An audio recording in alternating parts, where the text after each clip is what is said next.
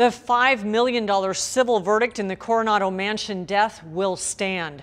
A judge made that tentative ruling today involving the 2011 death of Rebecca Zahau. 10 News reporter Michael Chen is live downtown. And Michael, the judge still thinks that Adam Shacknai is civilly responsible. Well, she spelled that opinion out in this tentative ruling. She said there was no new evidence presented and she was not swayed by claims of jury misconduct. The next chapter in the Coronado mansion mystery will not include a new civil trial. That's the tentative ruling issued by Judge Catherine Bacall. More than 9 months after a jury found Adam Shacknai liable in the death of Rebecca Zahau, the judge in that case determined that while the evidence was entirely circumstantial, there was enough evidence to support the jury's conclusion. Zahau's sister, Mary Zahau Lohner. I'm thankful, and it is one step closer to finding out what really happened to my sister and putting the murderer behind bars. In 2011, Zahau's nude and bound body was found hanging from a balcony from the famous Spreckels mansion. Zahau was dating Adam Shacknai's brother Jonah, and her death came 2 days after Jonah Shacknai's son Max was terribly hurt in a fall. He later died.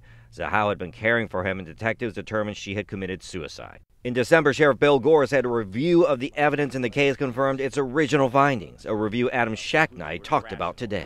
I've appreciated the law enforcement's professionalism in not caving in to internet chatter.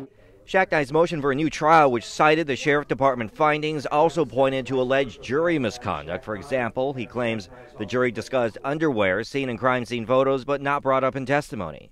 Detectives say they belong to Jonah Shacknai's daughter. The judge determined those claims were not enough to overturn the verdict. The Zahau family's attorney says they will now turn back to the criminal arena, petitioning the medical examiner to change the cause of death from suicide to homicide. If the medical examiner does not reverse his opinion at that time, we will bring him into court on a writ, and we will have another independent Superior Court judge look at the evidence one more time. Shacknai's camp vowing to fight those motions and today's decision. And we're going to fight it at this court and stay optimistic. But if it's necessary, we are ready to go with full-blown appeal.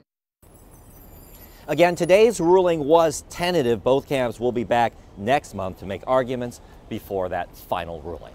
Live downtown, Michael Chen, 10 News. Michael, thank you.